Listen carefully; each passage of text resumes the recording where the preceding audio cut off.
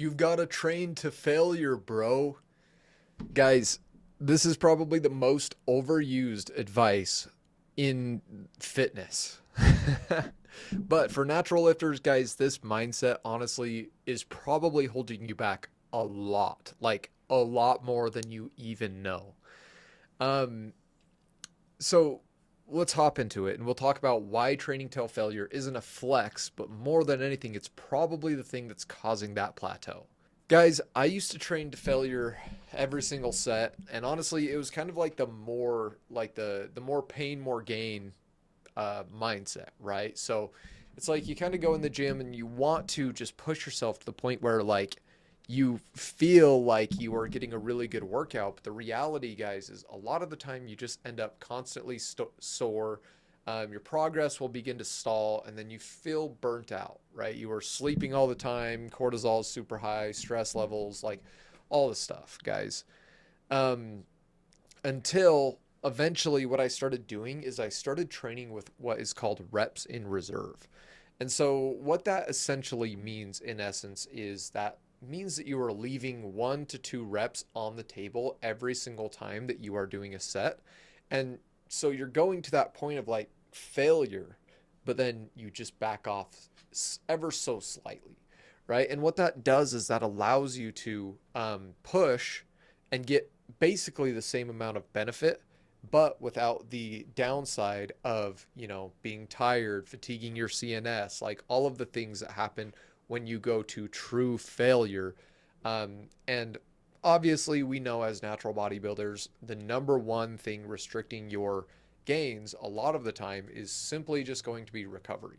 And so we need to make sure that we train in a way that allows you to still recover, right? Like we need to push our body, but not beyond the limit, right? Because once we go beyond the limit, that's where we start to run into some not so good stuff.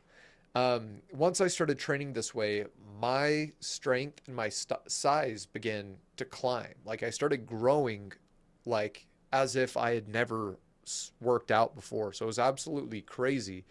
Um, and I was less sore. So, I mean, that is wild to think. And to go into the science behind this, right? Studies show that training 1 to 2 reps shy of failure produces nearly identical hypertrophy results, but with even better recovery, right? Exactly what I just said in the last, like, a minute ago. And, I like to go at it from a practical application standpoint, but also the science as well, right? I've been lifting for 10 years, and there have been multiple times where I've gone to, I've done programs that are failure, but I've also done programs that are reps in reserve. And like I said, like I felt the cognitive benefits of it. Like I felt less sore, I felt less tired, I felt more recovered, I felt like I was putting on more strength and size, all without the CNS, the fatigue, that type of stuff. Um, the thing that you guys have to realize is that naturals have a very limited recovery capacity, right? Like, meaning we are not like guys who are on steroids, where essentially they can train and train and train and train and just keep going. And the thing there is that they have exogenous testosterone, right? So that means that their recovery is going to be higher exponentially than ours as natural bodybuilders. So, like I said, hitting failure ramps up CNS fatigue, muscle damage, cortisol, and ultimately slows progress.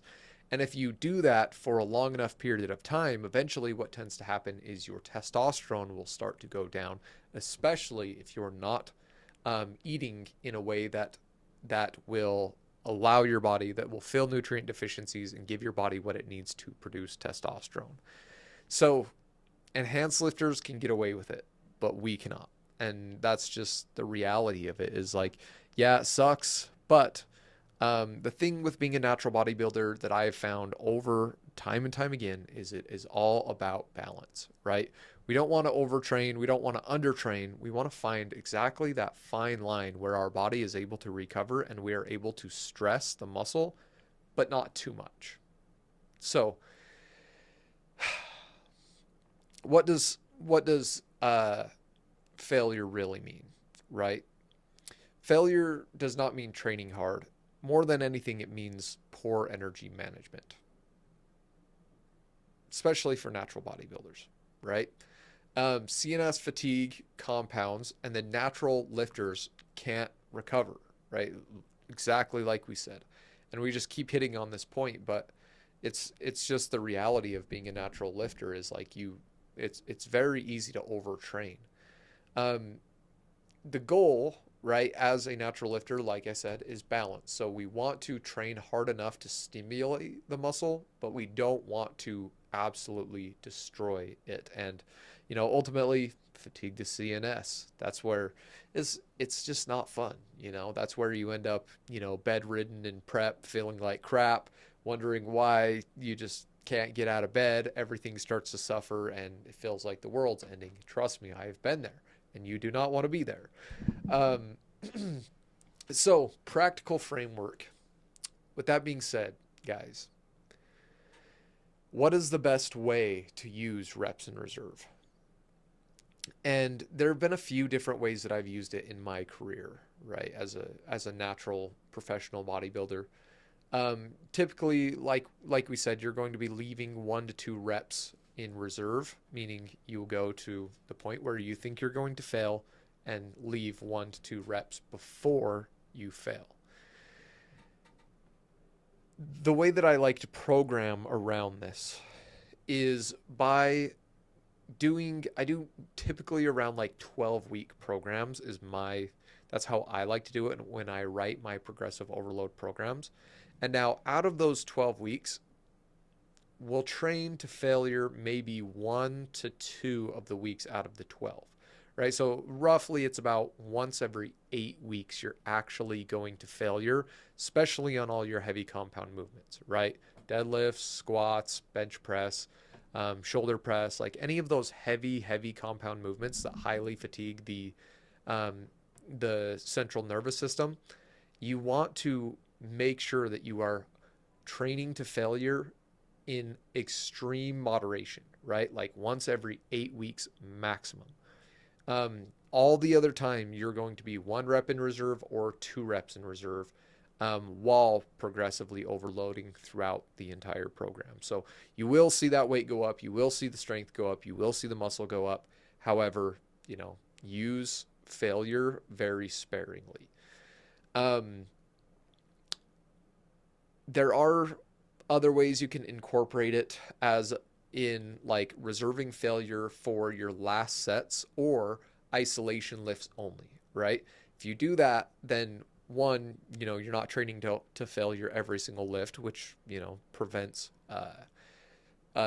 CNS fatigue, as well as isolation lifts, right? So isolation lifts are really nice because you can get that one single muscle group or part of the muscle working, and you can target that and you can really drive a lot of stimulus through that by going all the way to failure. And that's why I only consistently go to failure on my isolation movements, simply because it just doesn't fatigue the overall system the way that a heavy compound lift would.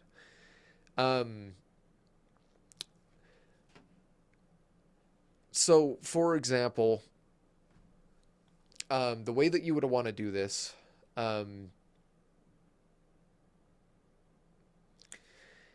is basically when you're talking about something like a push day, right?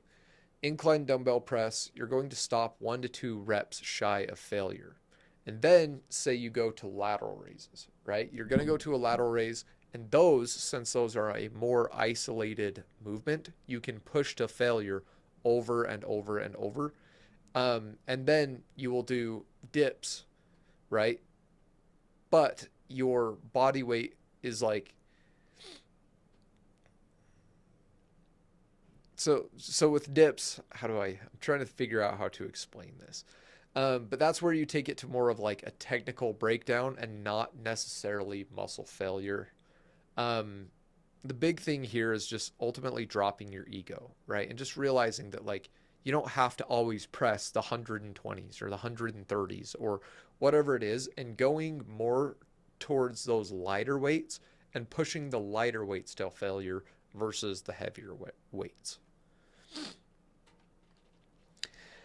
Um, so there are a lot of myths around this, guys. And the thing there is that, you know, a lot of the industry is just bro science.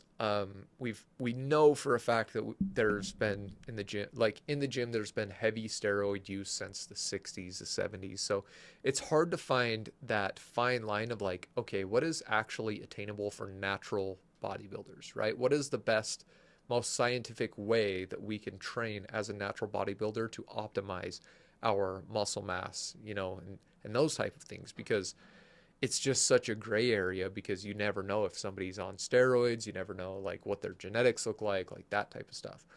And so what people will tell you is that failure proves that it is intense. But the reality is, guys, it's more of progression over time. And then a lot of people think that if they're not sore, that their workout is not working.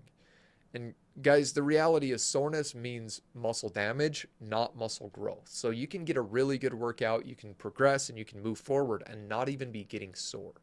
And so that's what's so crazy about just, you know, training in general, is especially as a natural bodybuilder, is that it's not just all about getting sore or training balls to the wall or feeling like, you know, you went in and had the greatest lift ever and did all the things.